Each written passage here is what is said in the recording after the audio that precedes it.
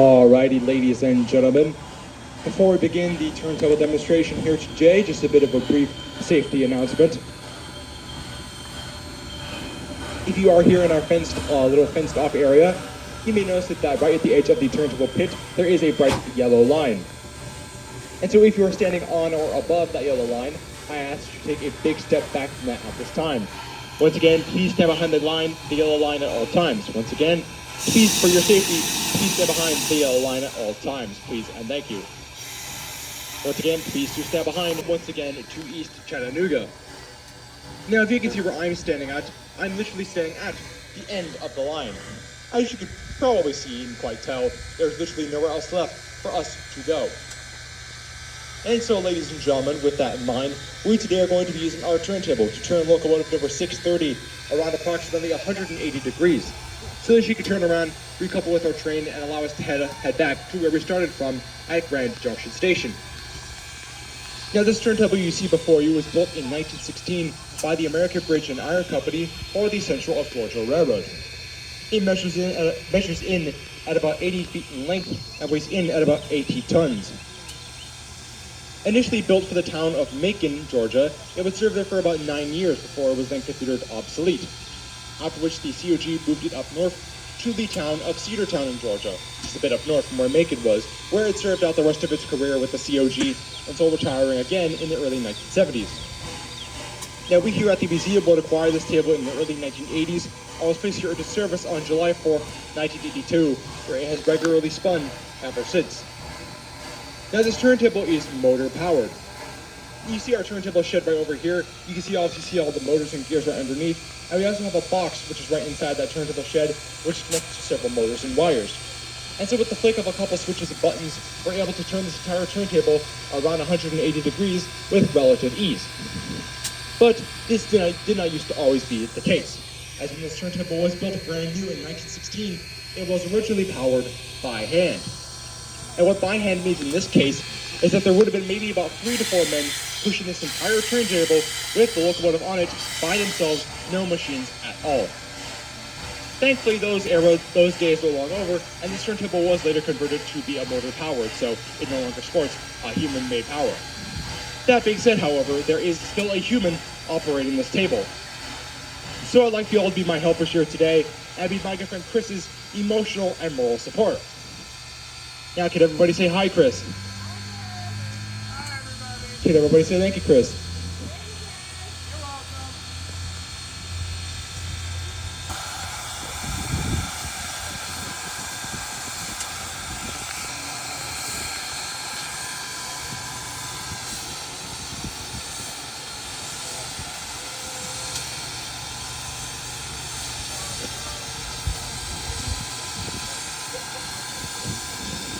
We're going to have to wait just a second for number 630 to get onto the table, so while we're waiting, a bit of a fun fact here about East Chattanooga is that this actually used to be the original entrance to the museum.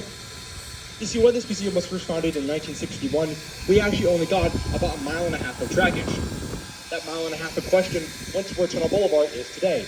So if you were to visit the museum in the first 2 decades of its operation, you would have actually had to come here to board the trains. You would have parked around there somewhere and then walked up that ramp to where the station is today. You would have then gotten on, went over to Tunnel Boulevard, and then backwards. It wasn't actually until the early 1980s that we got the other 1.5 miles, which allowed us to connect to where Grand Junction is today. So, bit of a fun fact, you can still very much see the old remnants of what used to be the old entrance here at East Chattanooga. So,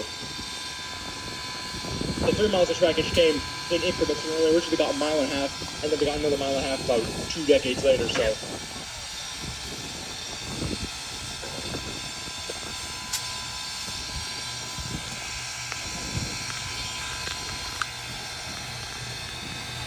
Anyways, enough about this turntable, and a little more about your locomotive here today, because she's officially now ready to cruise onto our turntable. Now, this locomotive you see here is near and dear to my heart, and I sure hope it will be to yours as well after your trip here today. Today your locomotive is of the astonishing age of 120 years old, and she still operates just like she did back in the golden days of Southern Railway steam. Today, ladies and gentlemen, the locomotive is Southern Railway number 630. Number 630 was built in 1904 by the American Locomotive Company of Richmond, Virginia for the Southern Railway. It is a 280 combination kind of steam locomotive, with 2 leading wheels in the front, 8 driving wheels in the middle, and 0 trailing wheels in the back, so 280. Number 630 would operate as a freight engine for the Southern Railway until being retired in 1952. Following her retirement, she was sold to the East Tennessee and Western North Carolina Railroad, where she served for another 15 years before being retired again in 1967. Now, the following year, 1968, she would actually be repurchased by the Southern Railway for use on their steam program, in which they ran steam engines on their main line and special passenger excursions. But as these excursions became much more popular in the late 1970s, their trains became much more heavier, and as a result, number 630 could only handle so much, and would ultimately have to resign from the program in 1968 for being too small. But alas, she was not homeless for much more longer, as she would find new owners with us here at the Tennessee Valley Railroad Museum.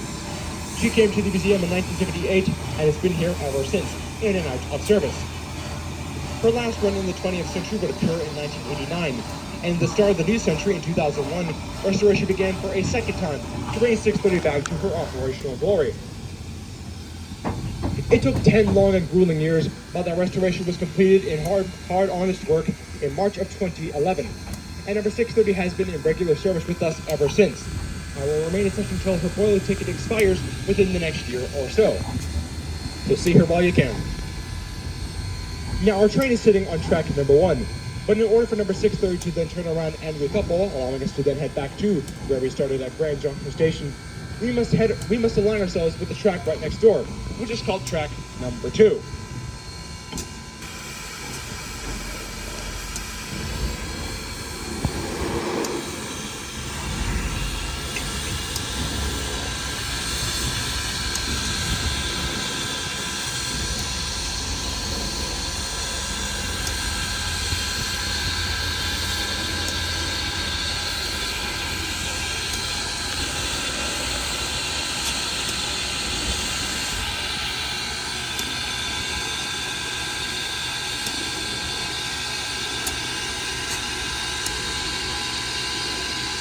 I would like to now give a big round of applause for our crew today, especially underrated crew of Jack and Justin.